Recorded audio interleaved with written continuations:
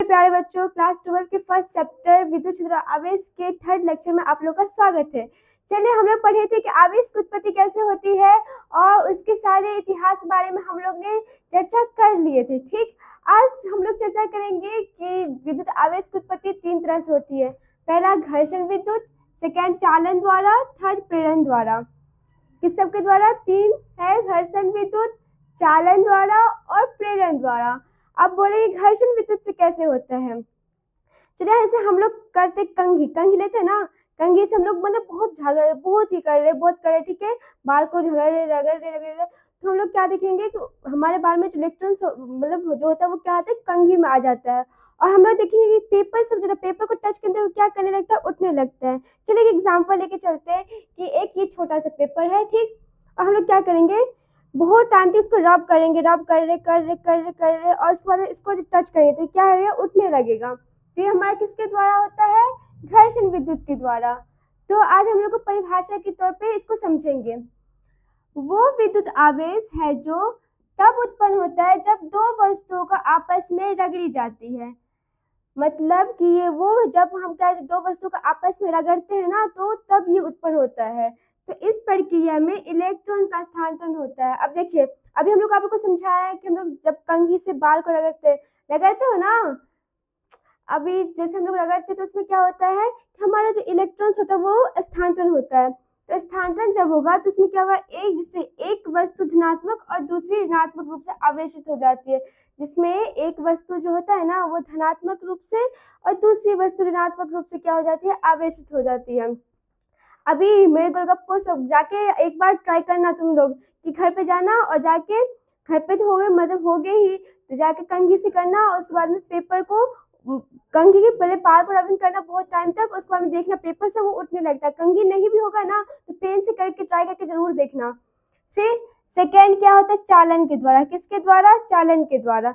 चलो देखो, इसमें हमारा क्या है, पॉजिटिव है। अब जितना पॉजिटिव रहे, जितना धनात्मक रहेगा और जितना ऋणात्मक रहेगा तो हमारा वो उदासीन हो जाता है। तो ये हमारा पॉजिटिव है, पॉजिटिव है, नेगेटिव है, नेगेटिव है, तीनों सेम है ना, तो मतलब ये उदासीन हो जाएगा।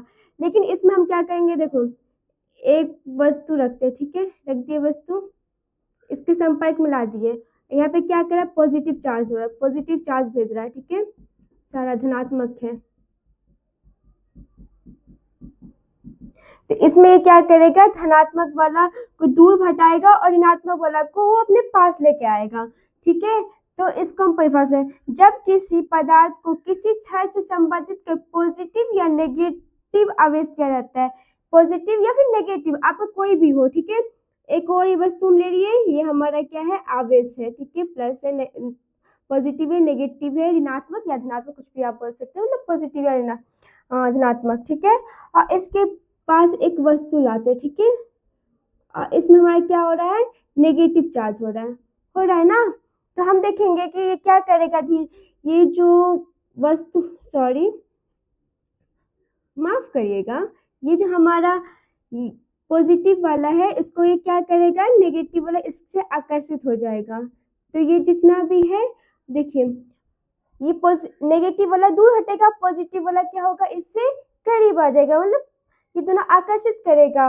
और दोनों जो एक नेगेटिव क्या करेगा, प्रतिकर्षित करेगा। तो ये हमारा ध्रुव भी बना दिया, देख सकते हैं यहाँ पर क्या बना दिया, ध्रुव बना दिया, ठीक। तो हमारा चालन क्या समझ में आया कि जब किसी पदार्थ को किसी क्षण से संबंधित कर पॉजिटिव या नेगेटिव आवेश दिया जाता है तो यह आवेश पूरे पृष्ठ से संचारित हो जाता है। तो हमारा क्या होगा, चालन द्वारा। चलिए मेरे प्यारे गोलगप्पो, बताइए घर्षण विद्युत समझ में आया, चालन द्वारा समझ में आया। और हमारा तीसरा क्या है, प्रेरण के द्वारा।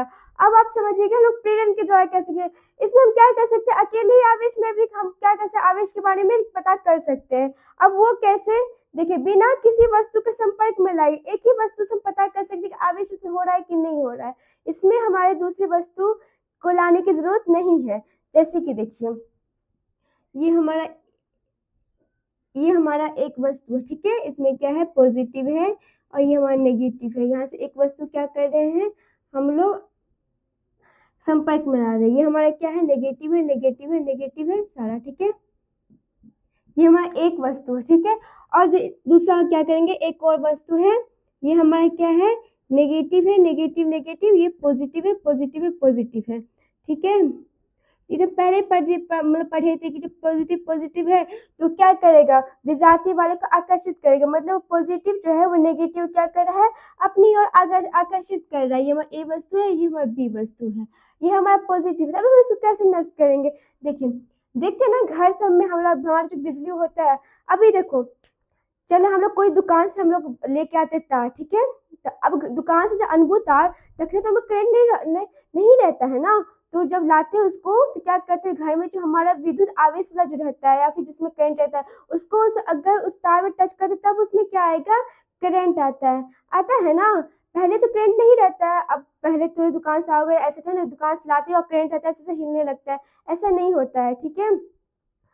तो वो क्या करेंगे, तो इसमें ये जो हमारा है ना, घर से में देखोगे तो बाहर में एक अर्थिंग लगा रहता है, जो जमीन से क्या रहता है, वो भिड़ा रहता है। तो इसे क्या करेंगे, हम लोग जमीन से भिड़ा देंगे, ठीक है। ये हम अर्थिंग है, क्या है, अर्थिंग है। तो इसमें हमारा जमीन में क्या रहता है, नेगेटिव रहता है, क्या रहता है, ऋणात्मक इलेक्ट्रॉन रहता है, जो इसे क्या करता है, धीरे धीरे यहाँ से यहाँ जब ऑपरेशन यहाँ पर हो जाएगा तो ये क्या करेगा, इसको नष्ट करेगा या इसमें आकर्षित होगा, ठीक। तो ये हमारा क्या हो गया, प्रेरण द्वारा, इसमें हमारे कोई दूसरी वस्तु की आवश्यकता नहीं हुई है। तो देखिए प्रेरण द्वारा वो प्रक्रिया जिसमें किसी वस्तु में बिना संपर्क के, इसमें क्या रहा है, किसी दूसरी वस्तु को बिना संपर्क में लाए विद्युत आवेश या चुंबकीय क्षेत्र उत्पन्न किया जा सकता है। इसमें ये होता है कि हम किसी दूसरी वस्तु को बिना संपर्क में लाए उसमें क्या कर सकते हैं, विद्युत क्षेत्र और चुंबकीय क्षेत्र को उत्पन्न किया जा सकता है। तो ये क्या होगा, प्रेरण, ये क्या हो गया हमारा प्रेरण विधि। ये कितने प्रकार से, दो प्रकार से। एक तो मैंने पहले बता दिया कि क्या करेगा वो, जब दोनों सजातीय विजातीय रहेगा तो वो आकर्षित या फिर प्रतिकर्षित करेगा। सेकंड क्या हो गया, अर्थिंग के द्वारा उसे क्या कर सकते हैं हम लोग, नष्ट कर सकते हैं। ये हमारा क्या होगा, प्रेरण द्वारा। अब आप लोग बोलोगे कि पॉजिटिव धनात्मक धनात्मक क्यों नहीं करेगा, अब चलो एक बात बताओ। ये वो लड़का है, ठीक है, ये वो लड़का है, ये एगो लड़का है, आई मतलब नेगेटिव नेगेटिव। अच्छा लड़का लड़का के शादी करवावे तो है, तो शादी नहीं होते ना, की करते एक चाहे दोनों होगा, दोनों क्या करेगा, अपना जान भगा के वो भागेगा, चाहे वो बोलेगा तुम इसको ही भेज दे दो, लेकिन नहीं करना, वो भाग जाएगा, भाग जाएगा तो भाग जाएगा। और वहीं पे देखो, अगर उस लड़का को छोड़ो, अगर ये लड़की बा, ठीक है, ये लड़की बा, ये लड़की बा, दोनों पॉजिटिव पॉजिटिव बा, ठीक बा, और दोनों के तो शादी करेगा, तो दोनों करते शादी नहीं, ये क्या बोलेगी, ये बोलेगी भले जितना घर का दहेज है जो भी है इसको दे दो, नहीं करना, वो भी भागेगी वो भी भागेगी।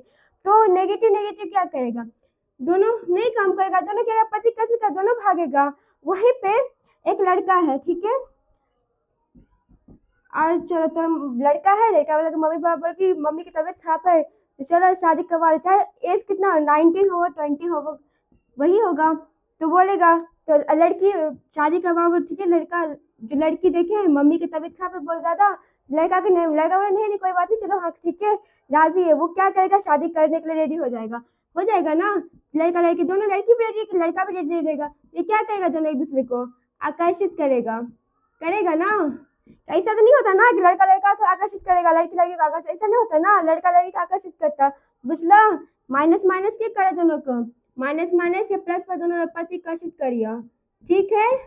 अब वहीं पे प्लस माइनस रहेगा तो क्या करेगा, आकर्षित करेगा, ठीक।